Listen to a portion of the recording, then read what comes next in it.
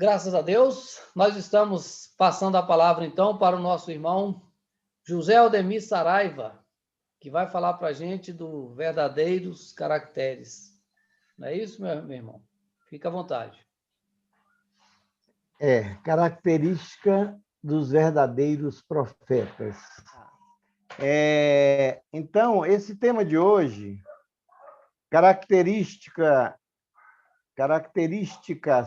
no plural. Sim, Aldemir, está perfeito. O capítulo 21, então, que tem a denominação de haverá falsos cristos e falsos profetas, ele se reporta a uma instrução de Jesus contida e registrada em Lucas, capítulo 6, versículo 43 a 45, onde está posto o seguinte: a árvore que produz maus frutos não é boa, e a árvore que produz bons frutos não é má. Porque se conhece cada árvore por seu próprio fruto. Não se colhem figos dos espinheiros e nem se colhem cachos de uvas dos abrolhos. O homem de bem tira boas coisas do tesouro de seu coração, e o mal do mau tesouro de seu coração. Pois a boca fala aquilo do que o coração está cheio. Então, de início é importante vermos que o estudo relativo aos profetas é muito valioso no tocante não a se saber se o profeta é bom ou se o profeta é mau, mas se os seus frutos, mas se as suas ações são positivas. E daí, consequentemente, nós vamos concluir a respeito do profeta. E a missão dos profetas, ainda retomando um pouco, só para não perdermos esse aspecto que é muito importante, que sobre a missão dos profetas, que é comum atribuir-se-lhes aos profetas o dom de revelar o futuro, de maneira que as palavras profecia e predição passam a ter o mesmo significado. No sentido evangélico, a palavra profeta tem um sentido mais amplo. Diz-se de todo enviado de Deus, com missão de instruir os homens e lhes revelar as coisas ocultas e os mistérios da vida espiritual. Um homem pode, então, ser profeta sem fazer profecias. Essa era a ideia dos judeus no tempo de Jesus. Bom, quando cuidamos do texto, do estudo específico dessa noite, nos reportamos especificamente a uma mensagem do espírito Erasto, feita em 1862, em Paris, e que tem como título As Características do Verdadeiro Profeta. Então, o Erasto começa o texto falando para desconfiarmos dos falsos profetas. Embora ele esteja falando das características do verdadeiro profeta no texto, ele nos chama a atenção para que desconfiemos dos falsos profetas. E nos informa ainda que essa recomendação é útil em todos os tempos, mas principalmente nos momentos de transição em que a Terra está vivendo. e que a doutrina espírita trata desse tema de uma forma substancial. E então o Erasto diz que se elabora a transformação da humanidade nos momentos de transição em que estamos vivendo, porque nessas horas uma multidão de ambiciosos e intrigantes se apresenta como reformadores e messias. É contra esses impostores que é preciso estar em guarda. E é dever de todo homem honesto desmascará-los. Bom, parece que a lição nos coloca numa posição de julgamento, de avaliação das condutas, para sabermos sobre o autor das condutas, sobre os frutos daquela árvore, que, na verdade, é o que nos importa. Porque, primeiro, essa avaliação não deve se circunscrever apenas aos outros, mas principalmente a nós próprios, que devemos avaliar as nossas condutas para verificar se a conduta é boa, se a conduta é positiva, se a conduta está de acordo com os postulados recomendados por Jesus na sua mensagem de instrução à humanidade. Então, o primeiro a ser avaliado é cada um em relação a si próprio, em relação à sua postura, em relação às suas atitudes. Esse é um ponto inicial que é mais importante, porque Jesus nos ensina que é mais fácil ver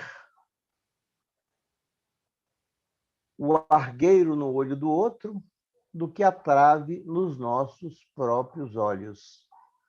Que nós somos muito atentos nos exames dos aparentes erros dos outros, quando muitas vezes laboramos em equívocos lamentáveis. No entanto,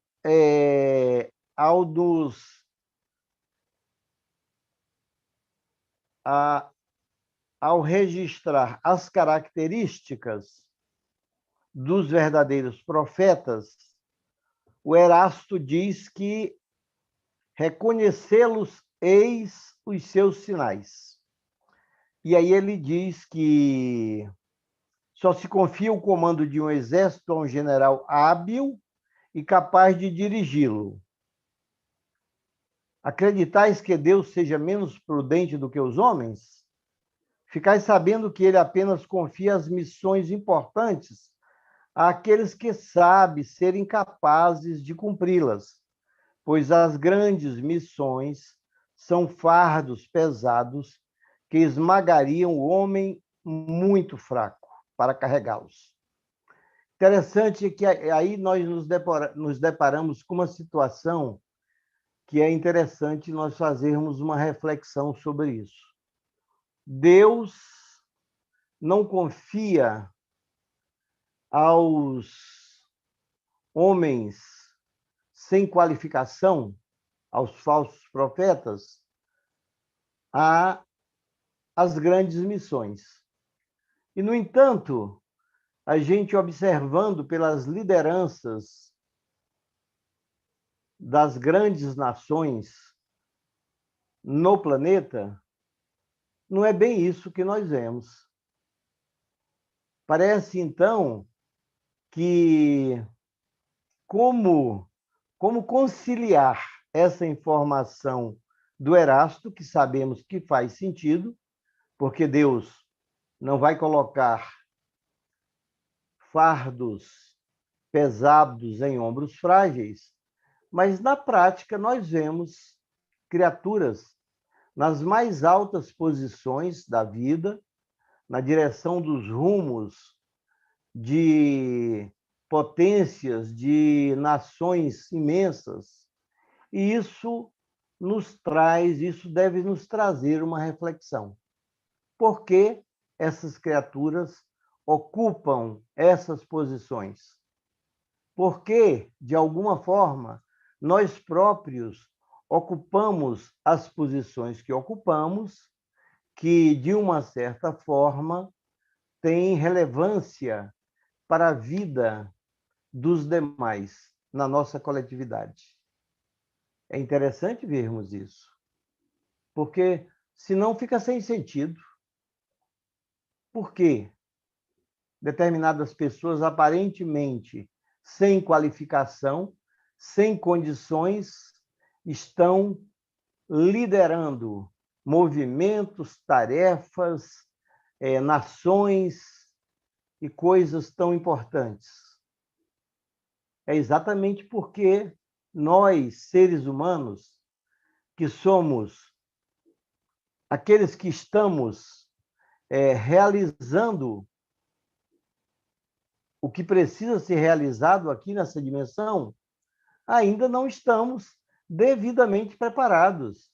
Isso é interessante para que nós não venhamos a colocar toda a responsabilidade naqueles que nós, porventura, não atribuímos com as características de verdadeiro profeta. Aquele que não está à altura de cuidar das coisas que está cuidando. Mas é um momento transitório da Terra. Isso tem acontecido sempre, pelo que conhecemos até agora, pelo que a história nos informa até agora. Mas precisamos mudar essa situação. Precisamos colaborar para que essa situação se modifique. E como fazer isso? Primeiro, mudando a nós próprios. Mahatma Gandhi, que certamente pode ser considerado um verdadeiro profeta, pela sua fala, pelo seu exemplo, pelas suas ações, pelo seu grande serviço à humanidade, ele nos ensinou que nós deveríamos ser a mudança que nós queremos no mundo. Seja você a mudança que você quer que aconteça. Porque nós só podemos fazer esse movimento. E esse movimento é muito importante. Não é fácil de fazer. Porque acostumados aos holofotes, acostumados às zonas de conforto, ainda acastelados ou encastelados nos prazeres que o mundo sensório nos proporciona, nós temos dificuldade de realizar o que realmente precisa ser feito e, em conexão com o divino, que é a característica principal do verdadeiro profeta, porque o verdadeiro profeta tem que estar em conexão com o divino, tem que estar em conexão com a verdade, tem que estar em conexão com a justiça. Senão, não realizará a obra, a atividade, o trabalho que precisa realizar. Então, uma das características que o texto reporta como característica do verdadeiro profeta vem a questão da competência. Há que ser competente o verdadeiro profeta. Alguém que não demonstre competência na gestão, na administração, na direção da obra que lhe é confiada naquele momento, certamente não pode ser considerado como um profeta verdadeiro. Há que ser hábil, há também que ser forte. E essa fortaleza que se espera do verdadeiro profeta, porque ele, para tarefas maiores, não pode ser fraco, essa fortaleza é do aspecto moral, é do aspecto do caráter. Criaturas que são conhecidas de todos nós, como o próprio Gandhi, citado agora há pouco, olhemos a figura dele naquela aparência de simplicidade, que é também característica do verdadeiro profeta, naquela aparência, naquela postura de humildade que é indispensável para o verdadeiro profeta, posto que a humildade é a porta de entrada para todas as virtudes. E nada podemos fazer, ou em nada poderemos ser instrumento de execução, se não tivermos alinhados com essa característica de humildade. A humildade que nos permite respeitar as posições alheias, a humildade que nos coloca entendendo os porquês de coisas que possivelmente nós podemos até não concordar, mas concordamos com o direito que os outros têm de fazer, de dizer, de pensar, embora no texto de hoje, no estudo de hoje, esteja colocada a nossa responsabilidade em relação às coisas que nos dizem respeito, para que não aceitemos, se pudermos alterar as posturas equivocadas, para que não confirmemos em posições de responsabilidade, de liderança, de comando, aqueles que não estão preparados para o comando. Principalmente nós próprios, no exercício das nossas atividades. Olhando a figura maravilhosa de um Mahatma Gandhi, olhando a figura maravilhosa de um Chico Xavier, de uma Madre Teresa de Calcutá, de uma Irmã Dulce, nós podemos constatar, sem sombra de dúvidas, a meu ver,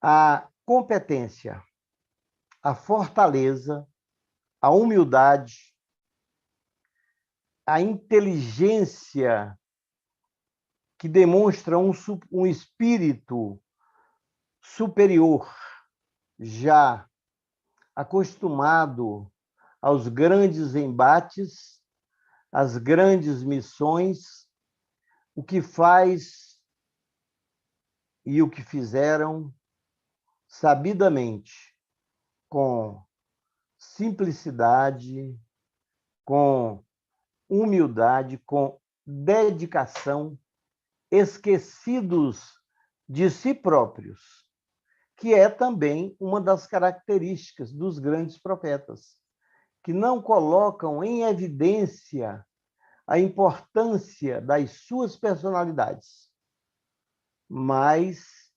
lutam tudo o que for necessário, se esforçam tudo o que é possível e até mais, comprometidos com a obra, comprometidos com a missão que têm. Essas são qualidades, essas são características dos verdadeiros profetas, que certamente todas essas qualidades os habilita ao exercício da caridade, sem a qual não há salvação, segundo já aprendemos nos diversos momentos dos estudos espíritas.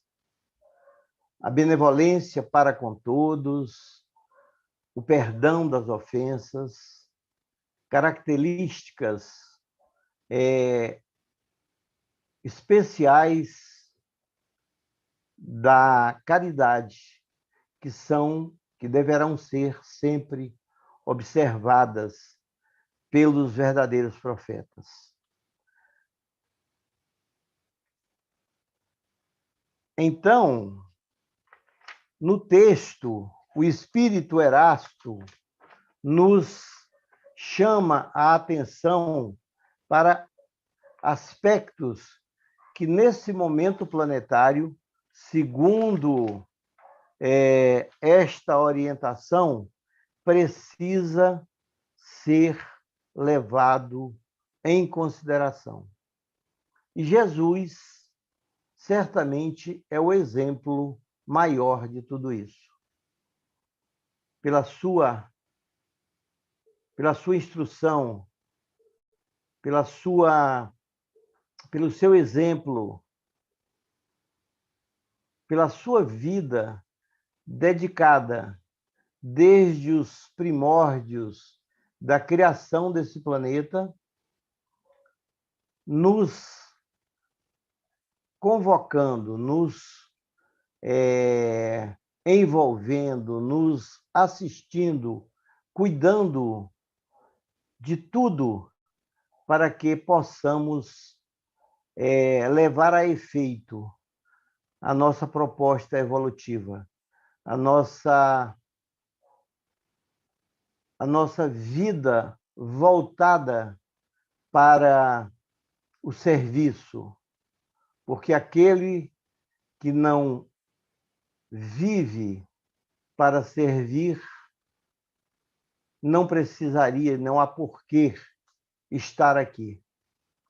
A vida no planeta se justifica pela quantidade de serviço que nós pudermos construir, que nós pudermos executar em benefício da humanidade.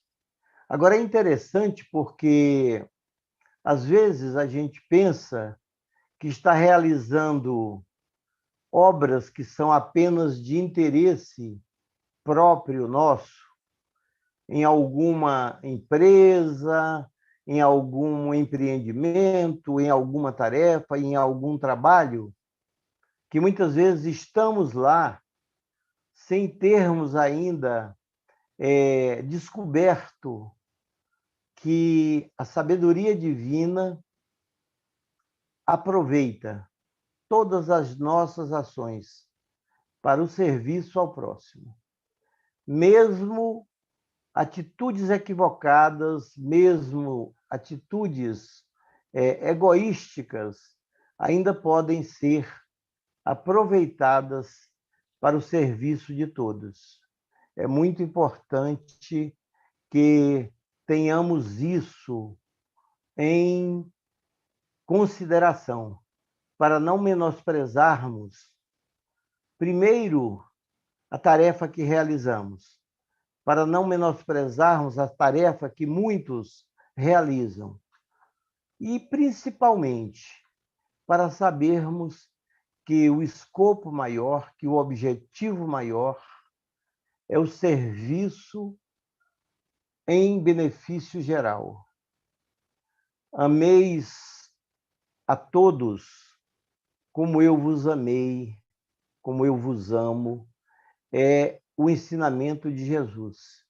Isso pode ser vivenciado em cada instante das nossas vidas, nas pequenas coisas, no bom dia que podemos direcionar a alguém, no sorriso, no momento de atenção, no silêncio, às vezes, que precisamos fazer para que o outro possa se manifestar, para que possamos acompanhá-lo, para que possamos entendê-lo.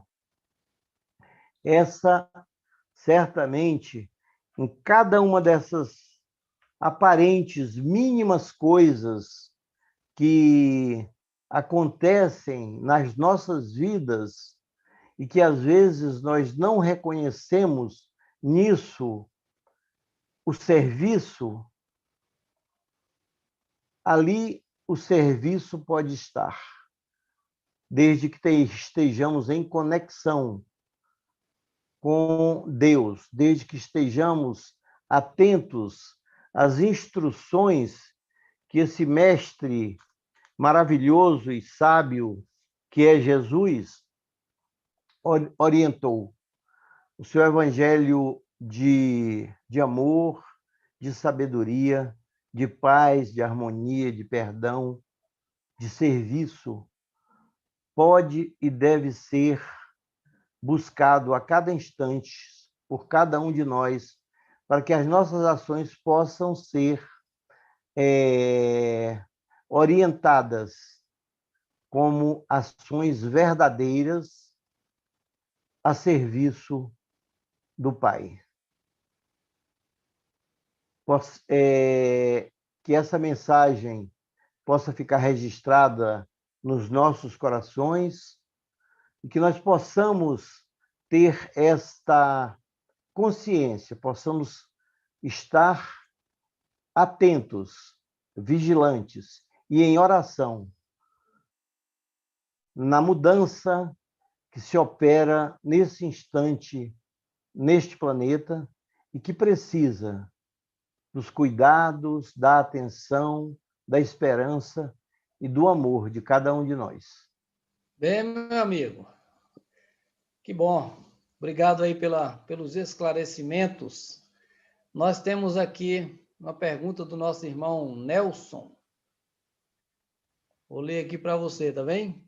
Tá certo. Nelson Sanches está perguntando: gostaria de saber o que leva uma pessoa a acreditar que um caroço de feijão é milagroso e que pagam valores absurdos por essas e outras promessas. É interessante porque, quando utilizado por uma pessoa que quer se beneficiar economicamente, enganando os outros, parece que um caroço de feijão realmente não é aquilo que se está atribuindo a ele. Mas, de fato, um caroço de feijão, naturalmente, é um milagre da natureza, que pode ser posto sob a terra, pode germinar e pode alimentar a humanidade. Então, é interessante que a gente olhe para esse caroço de feijão com esse olhar, que é o que a natureza, para o que a natureza fez, para a nutrição dos humanos, para a nutrição dos animais. E, infelizmente, nos condoermos, nos exercitarmos a nossa compaixão em relação a tantos irmãos que ainda têm tanta necessidade de acreditar em coisas insustentáveis e outros que se aproveitam de crendices equivocadas. Mas certamente cada um está vivendo a sua experiência, está vivendo o seu momento, e certamente dias melhores virão. nesse planeta ou em outro. Fred, então eu só concluo então agradecendo aí a oportunidade de compartilharmos nesses momentos delicados, difíceis aí da Terra, mas que certamente sabemos, porque a doutrina já nos ensina sobre isso, que é um momento de purificação, que é um momento em que nós temos a oportunidade de nos voltarmos para um contato mais íntimo e fazermos reflexões importantes e mudanças que são necessárias, cuidando melhor do planeta, cuidando melhor dos reinos que aí estão, cuidando melhor das pessoas, mas sem perder em nenhum momento a confiança em que tudo está sob o comando do divino, que tudo está sob a ordem que Jesus já nos garantiu, de sempre estar conosco quando nós estivermos procurando viver de acordo com a sua instrução. Obrigado a todos.